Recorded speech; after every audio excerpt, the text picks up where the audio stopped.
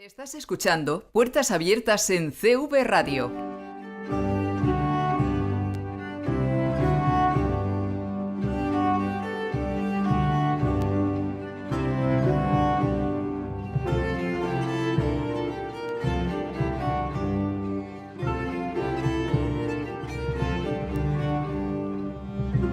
Bien, ya le dábamos la bienvenida al principio del programa. Está sentado aquí alrededor de la mesa hoy de CV Radio, de Puertas Abiertas, Carlos Barros, que hoy viene en su modalidad, sobre todo, de escritor y de escritor de novelas, aunque él es ingeniero en telecomunicaciones, algo aparentemente muy diferente a la cuestión literaria. Pero bueno, eso hace que hoy podamos hablar con él.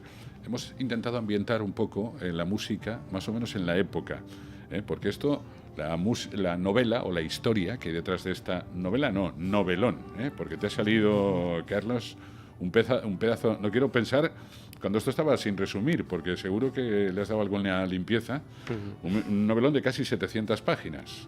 Sí, no está mal. Una novela de esas para cogerla con tranquilidad, ¿no? Pero no es lo primero que escribes, ¿verdad, Carlos?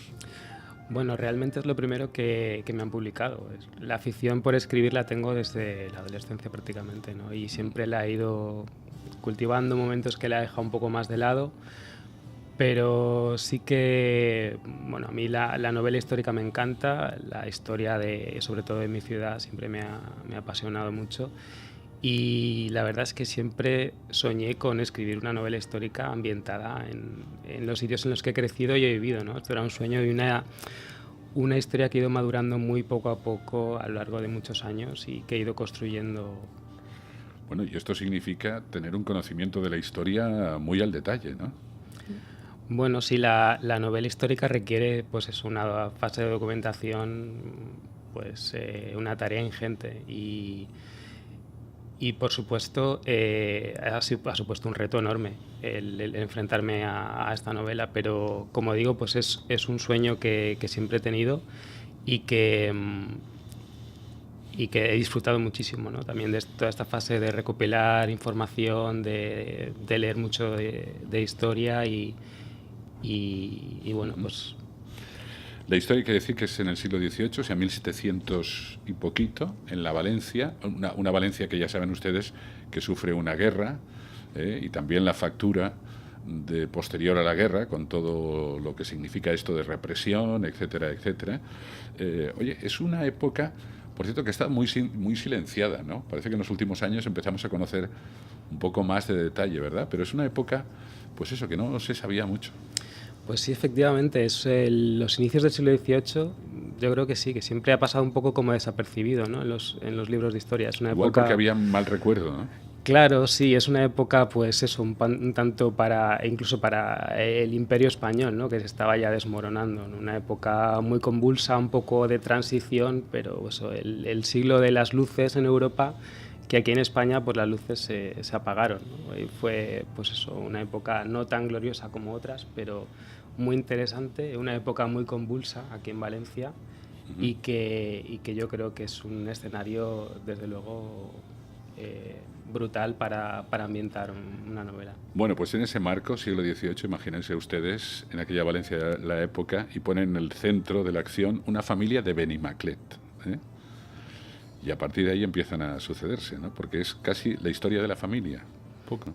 Sí, hay como 4 tramas, ¿no? Que se van entremezclando y esta es una de ellas que está ambientada en Benimaclet, que es mi barrio, y por eso tengo especial cariño, ¿no? Esta es una familia muy humilde de la huerta, protagonizada por Fineta, y pues que nos traslada un poco a esa época en la que la vida era muy difícil, el feudalismo estaba muy arraigado y había muchísimas desigualdades. Y tenemos a esta familia de Benimaclet y en Benimaclet también tenemos a otro protagonista que es Salvador, que es el heredero del condado que ejercía sus dominios en Benimaclet precisamente, ¿no? Y es un personaje también que está en permanente conflicto consigo mismo, con el mundo que digamos un poco le impone, ¿no? Su padre, esas obligaciones que tiene que asumir. Son dos de las historias. Luego, por otro lado, tenemos el personaje de Sebastián, que también viene de la parte de la Sierra de la Calderona, que es un lugar con el que también tengo yo un vínculo muy especial. Y es pues este personaje es un muchacho que, siendo casi un niño, se escapa de un monasterio y se lanza a perseguir sus sueños, a comerse el mundo, y va aprendiendo de la vida pues a base de palos, ¿no? Le pasa un poco de todo, es un personaje muy entrañable. Y ya hay una última trama que nos lleva a Inglaterra, que es ese personaje de Jules, que es un personaje que también viene de los bajos fondos, de un personaje muy humilde, que de la noche a la mañana se convierte en el ayudante de un importante comerciante inglés, y nos lleva pues a esa Inglaterra de centro del poder en aquella época, y que pues se ve arrastrado también a esta guerra y vive su particular aventura en Valencia. Que veo que es una novela de aventuras, de saga familiar, de historias que se entrecruzan. Eso es. ¿Alguna pregunta, Laura? Para informarte de esto, ¿también te has enfocado en tu familia, en descubrir tu árbol genealógico, en saber los orígenes, o simplemente era de la ciudad, más bien, del momento histórico de Valencia? Bueno, al final los protagonistas son protagonistas anónimos, ¿no?